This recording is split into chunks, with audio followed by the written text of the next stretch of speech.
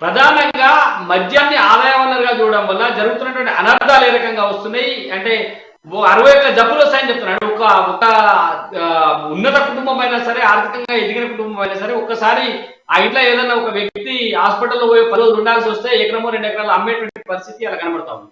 ఎట్లా చూడాలి స్వామి దీన్ని? అంటే మద్యం ఆదాయ వనరును ఎట్లా చూడాలి?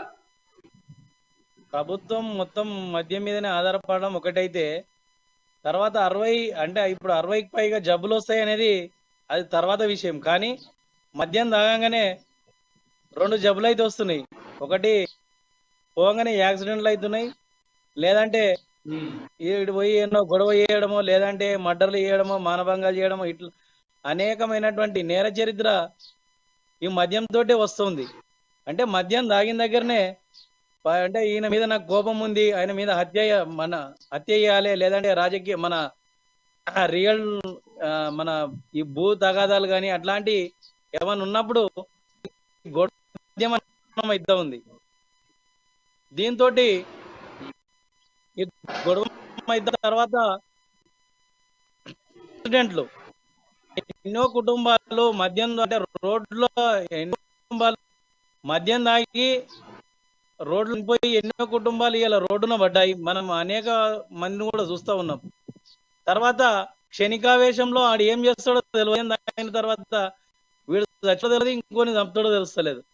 అంటే ఇవన్నీ వచ్చే ముందు కూడా మనకు ఇవన్నీ కూడా నష్టాలు జరుగుతూ ఉన్నాయి. తర్వాత ప్రభుత్వం ఎట్లా చూస్తుంది అంటే మద్యం ద్వారానే ఆదాయం వచ్చేది ఒకటి చూస్తే, మద్యం తాగంగానే బయటకు రాగానే వీళ్ళు అంటే ట్రాఫిక్ వాళ్ళు ఉన్నారు. అంటే మద్యం తాగిన పట్టుకొని 10,000 రూపాయల జరిమానా. అంటే వీళ్ళకు రోజుకు 5గురిని పట్టుకోవాలని నిబంధన, 5గురిని పట్టుకోవాలని వీళ్ళకి అంటే కండిషన్స్ పెట్టి ఎవరినో ఒక 5 ఉన్నారు. అంటే మద్యం తాగడం వల్ల వీళ్ళకి అంటే అనేక రకాలుగా ఇట్లా పోలీస్ స్టేషన్ నుంచి ఇట్లా ఆదాయం వస్తుంది, తర్వాత ఆసుపత్రుల నుంచి అట్లా ఆదాయం వస్తుంది, తర్వాత ఆదాయం మన తాగడం వల్ల ఇట్లా ఆదాయం వస్తుంది. ఇక బెల్ట్ షాపులు అంటే ఈరోజు మల్లాన సాగర్, కొండపోచమ్మ సాగర్ లో వీళ్ళంతా బాధితులు కూడా వీళ్ళ ఉన్న 50% డబ్బులు మద్యానికి పరిస్థితి. ఎందుకంటే రోజు బాధతోటో లేకపోతే దావతుల పేరుతోటో రోజు మద్యం ఏర్లై పారింది. ఎక్కడ కూడా అంటే కట్టలేదు బెల్ట్ కానీ మద్యం ఇంత అమ్మాలి అనేది. అంటే నీ ఒక కోట్ల లక్షల వరకు